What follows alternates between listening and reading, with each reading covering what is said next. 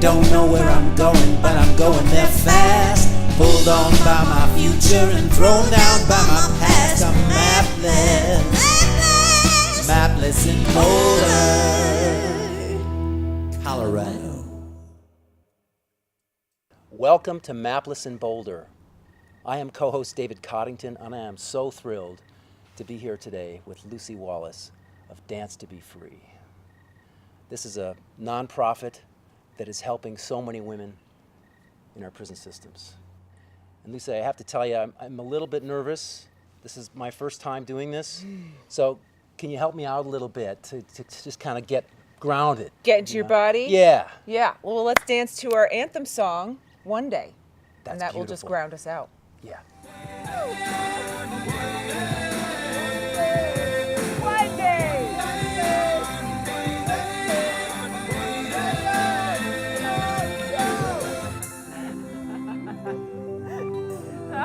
I think I'm in my body now, Lucy. That's great. I think I'm ready. Oh, it's good. When you first realized that dance and teaching dance was going to be an important part of your life, how did you flow into that? What was that like?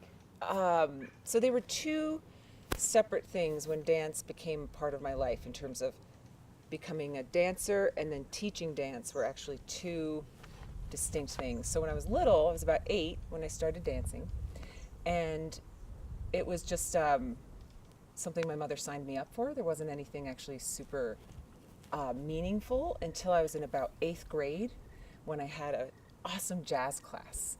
And that's where this like super hipster Manhattan woman came onto Long Island. She looked like Lisa Bonet.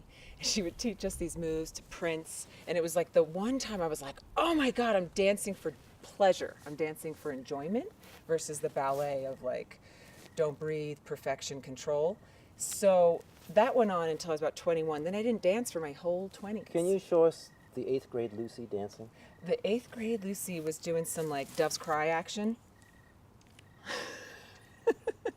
which I then took into prison, that same move to that same song. So I didn't dance for my 20s, like at all, like a huge decade Aww. of non-dance. I know, and it really showed up in my life. Like I was stuck, I was lost, I didn't know what to do with myself. And then I started teaching, which is a whole story in itself, through Chantal Perrot and Soul Sweat and her... An Alchemy of Movement. An Alchemy of Movement, the studio. Which is a Boulder studio, dance studio, incredible studio. That I eventually bought. But I didn't believe in myself. I didn't think I could lead. I didn't think I could choreograph. I didn't think I could count music. I didn't think I could hold space. So she really believed in me that I could do it. And so I stepped into this role kind of awkwardly and so nervously and neurotically. I was just like filled with self-doubt and self-criticism of like, my choreography's boring, my music is cheesy, and I just kept at it. And so I had to dance as the critic was raging.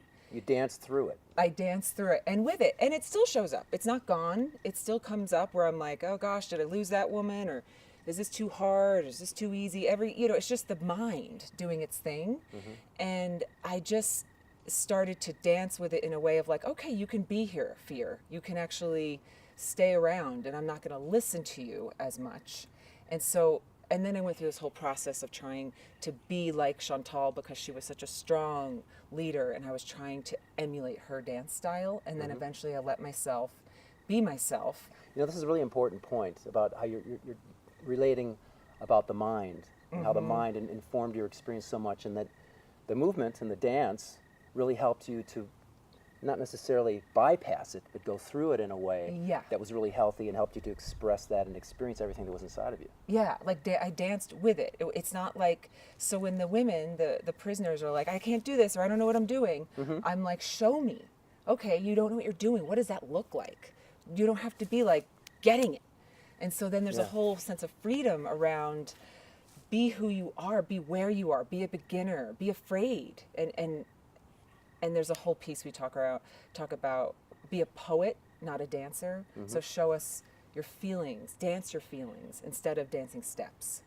So this whole program feels bigger than me. Like I just kind of got on some ride that's, it's it's happening, it's moving, and it's not a personal, I mean, of course it's personal, but there's not a sense of me. It's so profound. There are these moments where I when we do that move, I look up at the gym ceiling and I just think of like, what can we bring in here to this very painful place? And there are just moments where I'm like, I could die now. Like I feel so rewarded that I'm like, it's purpose and mission off the charts. It's very beautiful. And I got a sense of that when I watched the video of the women in Nebraska, and how much they have opened and how much gratitude they feel for what you're offering to them. Yeah. So much power. It just so heartwarming. Really powerful stuff. They're just so hungry for it and grateful, and just, you treat us as women, not as criminals. I mean, those are just huge statements we hear a lot. It's very, very rewarding.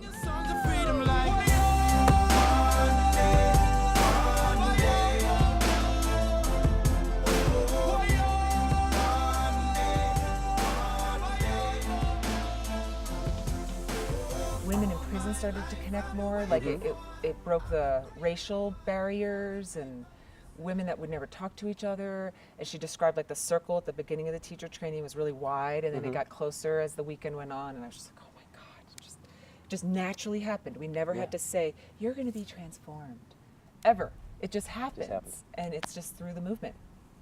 So right on. Yes. Go to dancetobefree.org. There's a donate button. Anything helps.